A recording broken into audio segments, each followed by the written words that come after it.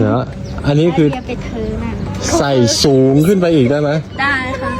สูงกว่านี้ สูง 18 ชั้นค่ะ 18 ชั้น ตอนนี้มีประมาณ 2 4 6 8 ชั้น ใส่ขึ้นไปอีก เฮ้ย พูดเป็นเล่น ทำได้จริงอ่ะ ได้จี โอ้โห ไม่โกหกนะครับ ดู โอ้ทำได้จริงๆ แสดงว่าเคยใส่ไหม เคยอยู่ใช่ไหม โอ้โห 18 ชั้นกำลังจะพยายามใส่ที่หัวอยู่นะครับ ลุ้นนะครับ หายใจเก่ง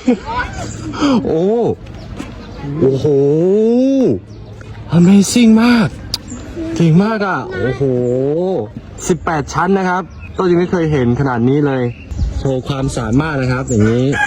เดินได้ไหม เดินได้ค่ะ ลองเดินมาโชว์หน่อย นี่